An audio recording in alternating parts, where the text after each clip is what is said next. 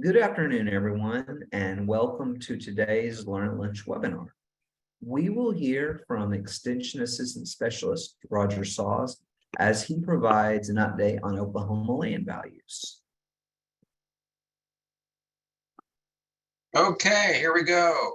So appreciate your tuning in this afternoon. And of course, we all have to be somewhere, right? But I'm glad that you're here. Hopefully you're staying cool today because it is a warm July summer day. Well, this is sort of our reoccurring land value update that I provide about this time of year. And once again, we're going to explore some of those trends and patterns and some of the factors driving the land markets here in Oklahoma. And we'll talk about a little bit of the ag economy and how that translates into the ability to pay for farm ground. You know, as always, good market information and analysis, I think, is really pretty important, you know, for those active participants, the buyers and sellers in the markets. But even if you're a casual observer, or if you're an outside, say, landowner that lives out of state, and I get a few of those calls, you know, from time to time. They could be living on the East or West Coast, and you know, they're wondering what's going on in Oklahoma, and especially if they've inherited some property. They're wondering what kind of tax implications or liability might they be facing if they turn right around and were to sell that property. So once again, that land value is pretty important for those individuals. And of course, it does comprise a big chunk of that asset value in your balance sheet.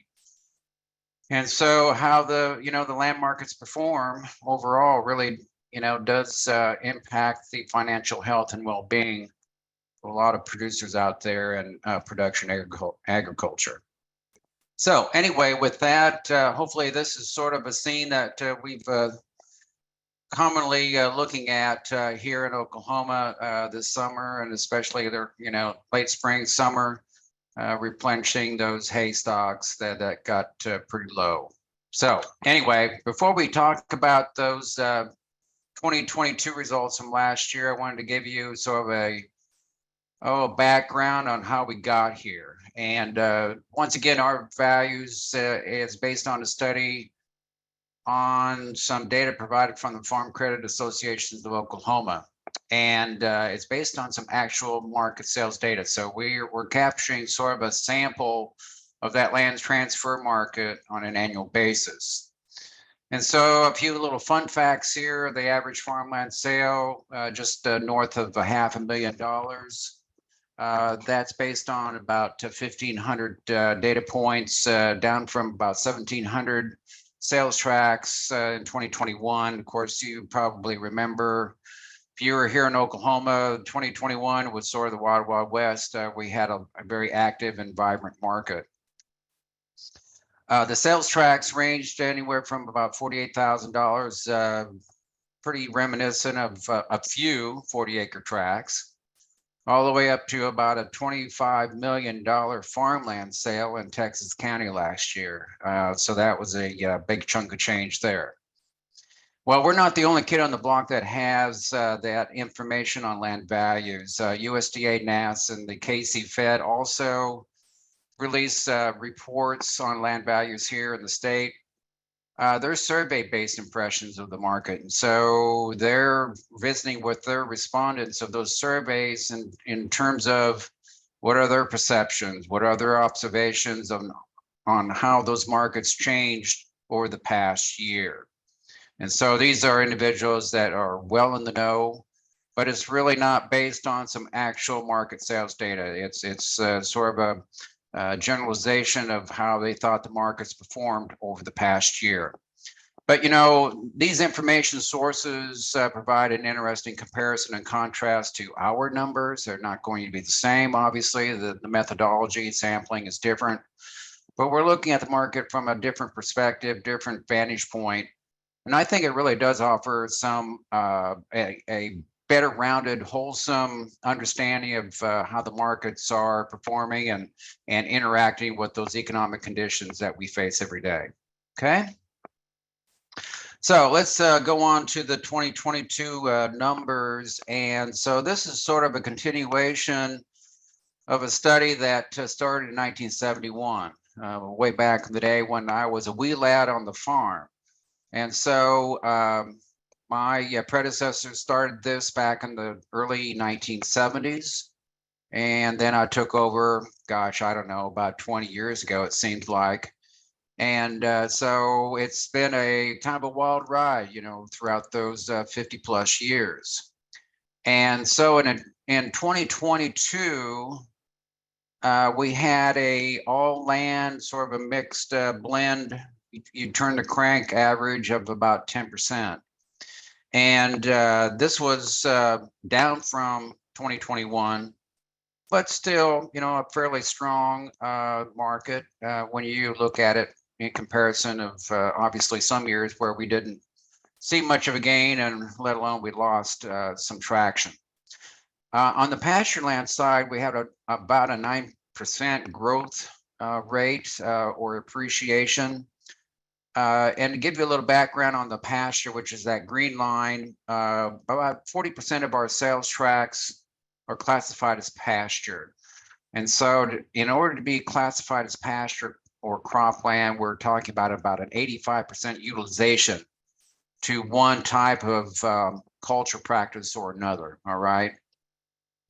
And so with pasture, once again, about 40% of our database, and about, you know, 80%, a sizable percentage of that pasture amount of tracts really is devoted to a lot of smaller tracts, okay? And so 80% of those are less than 200 acres. And a lot of those smaller tracts are from east of I-35.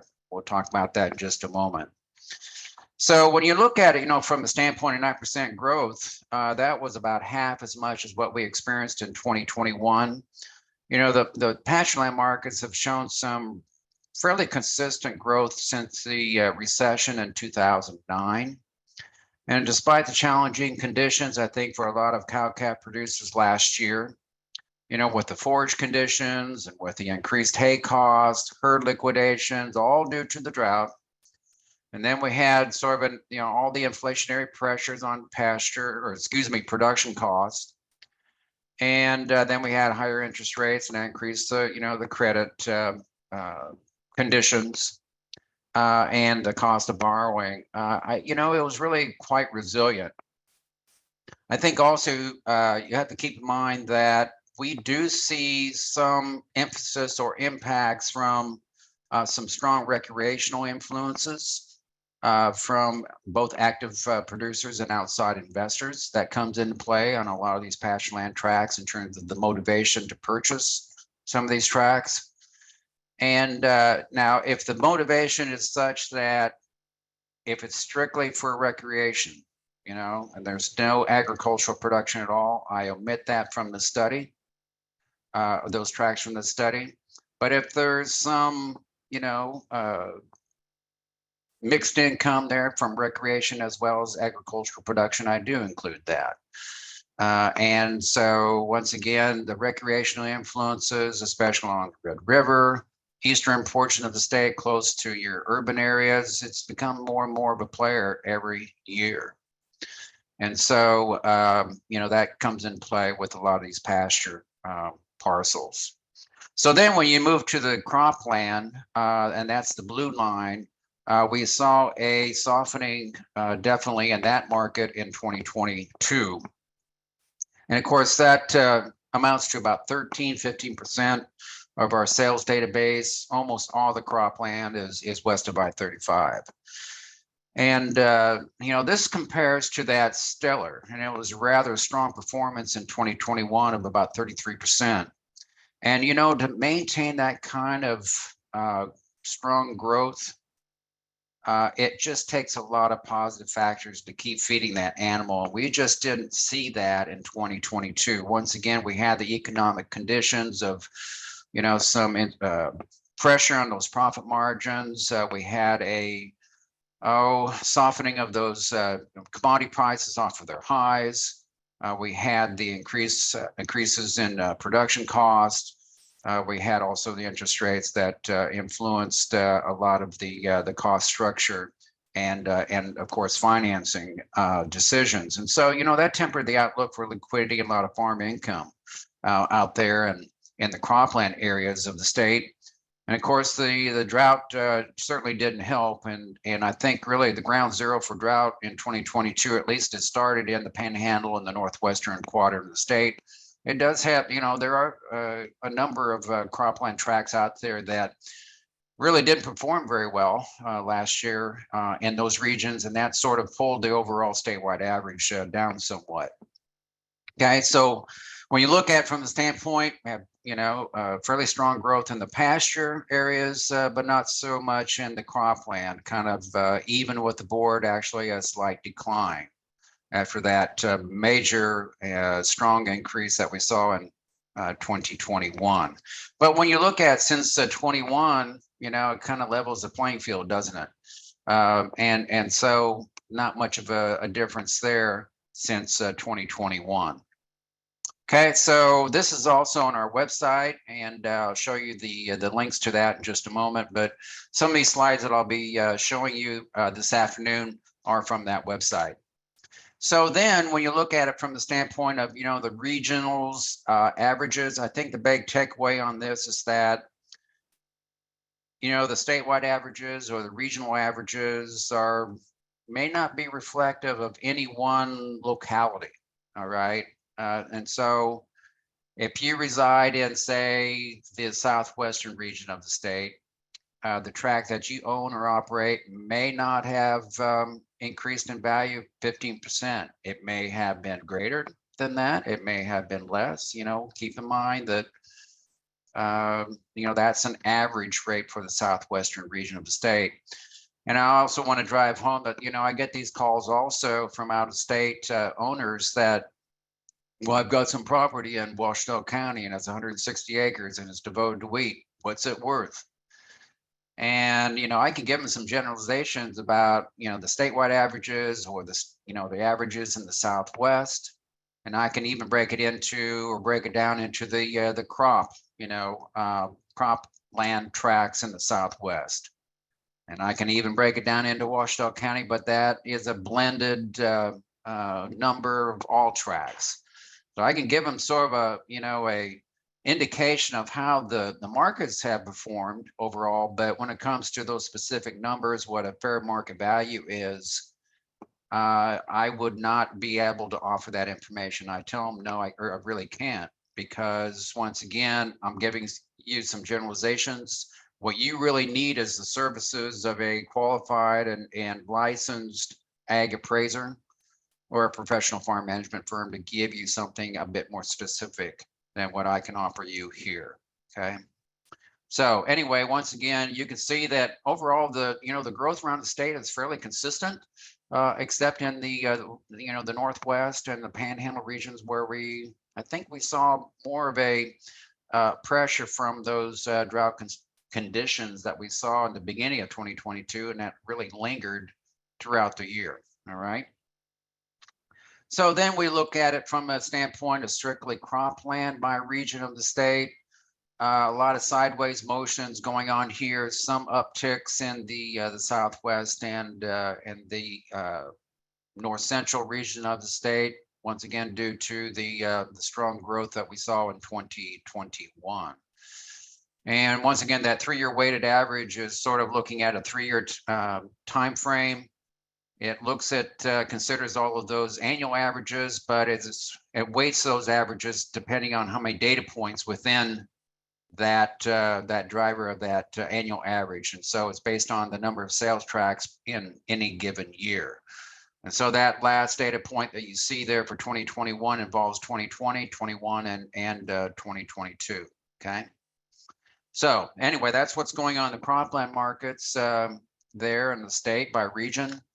And then you look at it from the standpoint of the pasture values, and a lot of sideways motion in the western portions of the state. Of course, lower value, wide variety of reasons going on there. It really depends on, and you contribute that to, Well, the carrying capacities and stocking rates just due to the forage types and the productivity of the native prairies out west compared to the improved pastures by and large, not all of them, but we have more and more improved pastures as we go further east. And of course, higher rainfalls, better soil types means higher capacities for grazing and higher tonnage rates in terms of production. And also in the eastern portion of the state, we have more urban influences and more, I would say, recreational interest. We have more lifestyle tracts. We have these residential tracts that could be 40 acres, 80 acres, could be 60, whatever, that they have some income from production agriculture, but it's a supplemental income from production agriculture on that particular acreage that they live on. They have a majority of their income coming off the farm or from other areas, but there is some agricultural production. That's why I included in our study. Also, this is just land only. This does not include any improvements on these particular parcels. And so I removed those. These are net improvements in terms of that land value. And so once again, a lot of, I would say in the West, livelihood tracts, they're depending on these tracts to provide a livelihood, a means for meeting their family living expenses and really living off land, so to speak, in the West, as opposed to a number of these lifestyle tracts as we go further and further east that are priced at higher values, okay? So then when we look at it from the standpoint of how do our numbers compare to USDA, I think that, when you look at our linear trend line that runs through our OSU numbers, really the trends and patterns are really quite similar. When we have a big gain, it seems like we have a retraction. When we have a retraction, we kind of resume that upwards trend overall. And then when we look at it from a standpoint of comparing our numbers with USDA on the pasture side, once again, sort of a linear shift or lateral shift. And once again, keep in mind that our numbers are driven by and large, at least in the pasture, by a lot of these smaller tracts found in the eastern portions of the state that are valued higher. So that's what's driving some of those averages in the statewide number. We just have a lot of these smaller tracts that we have in our study. Nice thing about what the USDA does is that they have more of a shotgun, I would say, approach where they kind of spread out the wealth east to west, north to south. And they're asking their enumerators, their respondents to, what's going on in the markets, smaller tracts, larger tracts, and then also with cropland and pasture. So they kind of spread the wealth a little bit in that respect. All right. But I think the big takeaway, once again, when you compare our numbers with USDA, is that the patterns and trends are really quite similar. So where are we headed from here? Well, that's obviously a $500,000 question. And I think the markets do give you a few clues as to where we're headed, but that future is pretty hard to predict. But I can hang my hat on a few factors I think that do provide some emphasis, and one has to do with earnings, both current, where we're at, and what we expect. Really, in the truest sense, these land tracts and production agriculture are income-producing assets, and so their values are really contingent on that income stream from future inflows down the road. And so it's based on those expectations as we go forward. But it's not the only factor. The other factors have to do with interest rates, obviously, and the cost of borrowing and financing. But those interest rates also impact the viability, the attractiveness of some of these other investments that instead of investing in real estate, you might want to invest in other instruments out there that offer a pretty lucrative rate of return. And so then also all of these in terms of, you mix them all up in a blender and it's kind of a balancing act. They all impact that demand for land. But also there's other motivations out there that you really can't put a dollar value on. And I'll talk about that in just a moment. But they come into play, and that really has to do with a lot of sentimental, attachments and human behavior that, sometimes you can just throw the economics right out the window. They're sort of on their own course, and they're going to bid for that land no matter what it takes. So when it comes to the current earnings picture, I chose wheat. I could have chose some other feed grain out there, but we all still know that wheat is the predominant crop that's grown around the state. And my contention is that the orange line that you see there, and that was sort of an average of a 5-year period back in the first part of last decade, it seems to be sort of that new pivot point of our planning decisions and possibly our decisions on expansion or purchasing some of this farm ground that's devoted to cropland. And if we are anticipating some prices well less than, say, $7, I think that influences our purchasing decisions. That $7 wheat seems to be the new break even, so to speak. Certainly not for everyone. Everybody's cost structure is a little different, and everybody's yield expectations are a bit different too. But I said for years, even pre-COVID, I said, well, unless we get out of this $5, rut, it seemed like we had a lot of wheat prices less than $5. I said, we're not going to see much growth in the cropland values. Well, we've broken through that, and we've gone above $7 wheat, obviously, in 21 and also in 22. During that marketing year, we've retracted off of those highs, but we're still above $7, and we still are, by and large, above $7 even today. So, as long as those expectations do continue for something that's higher than $7, I think that will add some support to these cropland markets going forward. And you can relate the same thing to, say, comparable prices for corn. Say it could be $5 for soybeans, say $8 or $9. Anything higher than that, it seems to offer some, support and rationale for possibly aggressively bidding for some of this cropland that might come up for sale. Okay. And then we look at it from the standpoint of what about the pasture land? Well, we're seeing some really strong signals of some very strong earnings from the cow-calf sector, not only this year, but especially in 2024. I think that we're going to be in a situation that's going to be quite comparable to where we were back in 14 and 15. And I think a lot of cow-calf producers remember those years, if you were in business, as sort of that benchmark.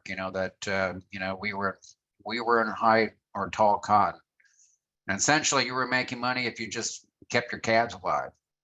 That's really what it boils down to. And so I think we're going to be in a position of not only some strong growth in those earnings from the cow-calf sector, but I think, at least currently, we're seeing some improved forage conditions, due to all the rain that we've received. We're having a chance to replenish those hay stocks, fill those stock ponds. And, so we're getting more and more, I would say, signals or green lights to say that, hey, it's kind of like full steam ahead. And if you can afford it, maybe that's something that you might want to check out. And so, at least from a pasture land standpoint, it looks fairly good going forward, just because of the once again these cow-calf returns. And this is sort of from a nationwide emphasis, but you can relate this back to Oklahoma also. All right. So when you look at it from a standpoint of interest rates, though, boom, we've seen a major increase in those rates since 2022, and this is in a different interest rate environment than what we experienced, say just post-COVID, and obviously during the first half of, that last, decade. And, higher interest rates, tend to mean lower prices for assets, boiling down to two reasons. And it doesn't make it harder to finance those purchasing decisions, these capital assets, those payment amounts do increase. And then secondly, it increases the attractiveness of some of these alternative instruments. And so these interest rates represent returns on some of these fixed income investments to farmland. As these rates rise, the attractiveness of some of these investments rise relative to farmland. It pulls some of that demand away from farmland. And that takes, that, I guess, puts a little bit of pressure on these farmland markets in terms of not providing as the robustness in bidding as what we saw in the past, as in say 2021. And so when you look at it from the standpoint of a 10-year treasury, you've got a 4% guaranteed rate of return, virtually no risk, essentially no risk, as opposed to returns from agriculture that traditionally have been 3 to 5%, but there's a lot of variability in that. And so you're looking at it's the same thing when you look at your savings accounts or CDs. They're a lot better than what they were, say, even a year ago, in the middle part of 2022. And so once again, this points some of that demand away from the real estate arena. Certainly still a lot of bidders out there, but maybe from these outside investors, maybe that demand is not quite as strong as what we've seen in the past. So then I, looked at it from a standpoint, I tried to summarize the impact of interest rates on some of these purchasing decisions in this particular slide. And I looked at it from a variety of different land prices. This is a 30-year loan, 30% down, financing 70% at various interest rates. And so then you're wondering, okay, so where'd you get 5.2% as a starting point? The low point there was really represents those fixed interest loans for real estate purchases in Oklahoma, as reported by the KC Fed in 2021. So this is where we were essentially about 2 years ago. And so then as 2022 progressed, those interest rates kept on going up and going up, defied inflation. And so then now it's closer to 7.5% money. And the last quarterly survey performed by the Fed, it was 7.6% for Oklahoma. So you can see how that's impacted those payments per acre. All right, they've all gone up. And, it has created some issues, obviously, for a variety of different agriculture enterprises. And, you can see some cash flow issues. Some individuals just don't have the working capital make up that extra money, that these, added interest rates are forcing upon them. And so it's influencing their purchasing decisions. Unless they can come up with some other source of income that can make up the difference in these higher payments, they might, they'll be in a position to either bid lower. They can do that, but then they're going to be outbid, or they're just going to say, we can't swing it. We're just going to have to stand on the sidelines. Okay, we just can't afford that particular property anymore. And maybe they can come up with more money down, but that's easier said than done. And maybe they can come up with better repayment terms. Maybe FSA has something if they qualify. But that's easier said than done too. So for a number of these individuals that are have debt financed in the past, or that's really the only way that they can swing it going forward, it's influencing their decisions, and it's taking away a portion of that demand away from the market that was there, in 2021 and maybe prior to COVID, when we had interest rates. I mean, it wasn't free money, but it was a lot better than what we're currently facing. And I don't know, what the percentage of cash only buyers are in the state of Oklahoma. I know there's studies in Nebraska that have shown that 50% of the purchases in ag real estate are actually by cash only buyers. The others are financing either a sizable portion, or just a little bit, but they are debt financing a portion of that purchase. And I think in Oklahoma, I don't know what that percentage breakdown is, but I suspect that the numbers of that are in a position or want to debt finance are higher than 50%. I don't know for sure, but that's just my suspicion, just based on our FSA loan volume that we have in the state. So, once again, this is impacting a number of decisions here in Oklahoma. And this is sort of the financial realities that a number of producers are facing, unfortunately. Okay. So then I just wanted to break this out. If you could, if you could afford a, maximum payment of say $100 an acre, which, for a quarter section, that's $16,000. At today's 7.5% money, how much could you afford to pay? Well, it's $1,671, which is even less than what this chart shows. So, if you're in an area of the state where there's a lot of properties that are going for a lot more than that, you're being priced out of the market. And, that's rather unfortunate for those that, want to get their, get started in agriculture or expand their operations and that type of thing. And, those are the challenges that we're facing in production agriculture today for a certain contingent of individuals out there. So with that, in summary, the land markets in 2022 did soften somewhat. They did increase, but the growth it was not quite as strong, obviously, in 2021. And, we experienced, once again, some headwinds from some higher interest rates, those drought concerns, and plus the inflationary pressures on some of these production expenses that we faced in 2022. What do you expect for 2023? I think a continuation of some of these modest increases, probably single digits, at least overall for the state. I think, we're going to see stronger growth in the pasture markets than in the cropland. How much that might be, I don't know, but I have my suspicions that just due to the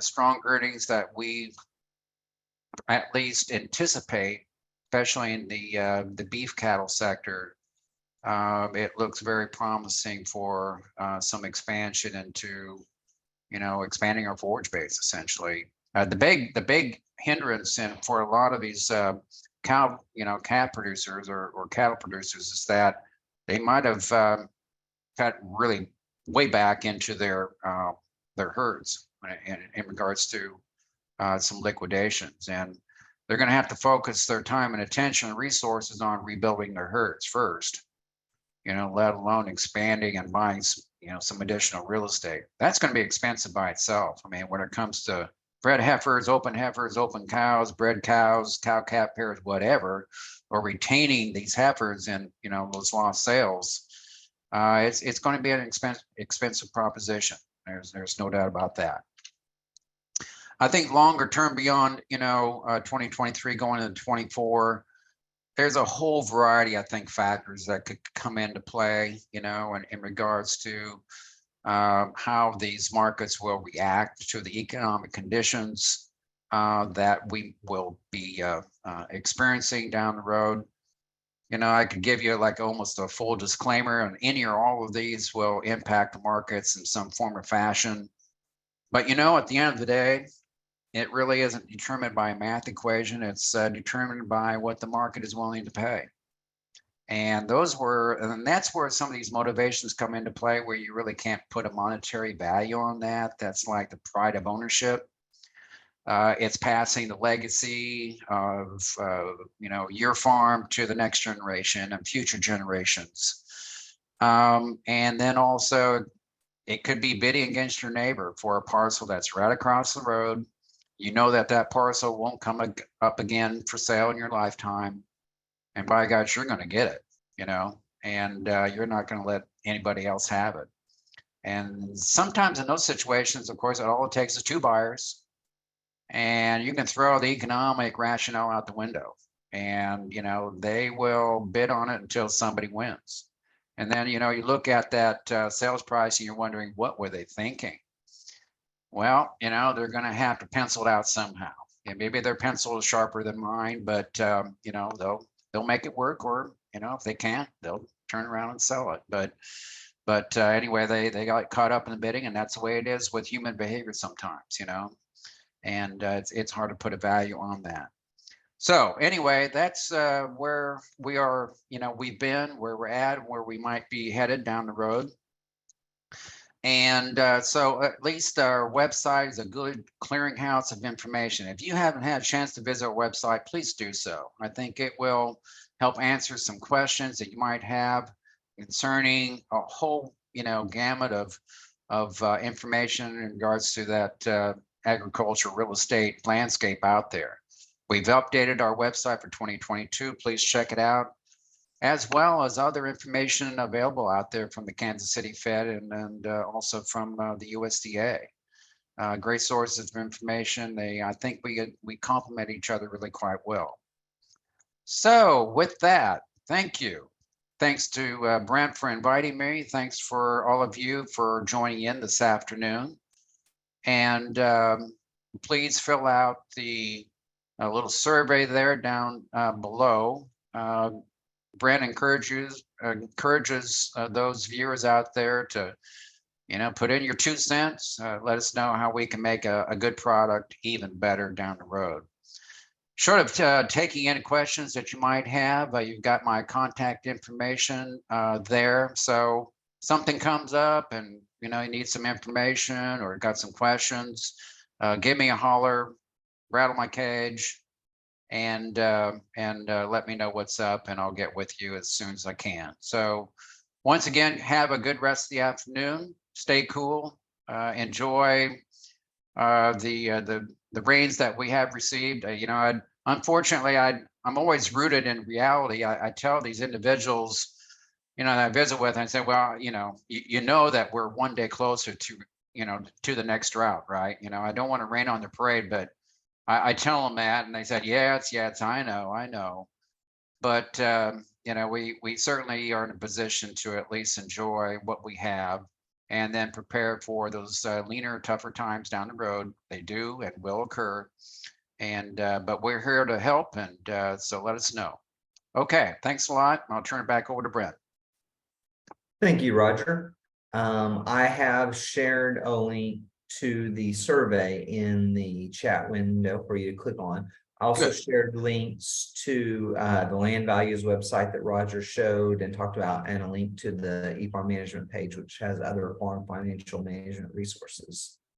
And then another housekeeping item, I have set it so people can unmute themselves to ask questions, or you can ask questions through the chat. So feel free to ask any questions of Roger before we wrap up the webinar for today.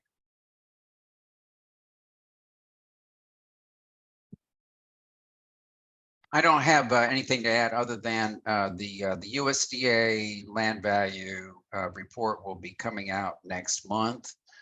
And I'm also, I'm always very curious to see, what their numbers turn out to be and how they compare with what we have. And it gives us sort of a guide in terms of how the markets have performed so far in 2023. So they look at it from a standpoint of sort of a mid-year to mid-year emphasis. I look at it from a calendar year standpoint. So they conduct their surveys in June, results come out in August. And so then I sort of compare those numbers and it gives me an idea of, well, you know, how the numbers, how the markets have performed so far in 2023. And, you know, so I take that money and I run with it also. But anyway, that's just a little heads up out there for you too. Well, and also we will have a August webinar. I don't have the dates scheduled yet, but I'll send out emails about that, and it'll also be on our Facebook farm management page as well. I still don't see or hear any questions, so thank you everyone for attending, and I'm going to end our webinar. So thanks again, and we'll see you in August. Carry on. All right. Take care.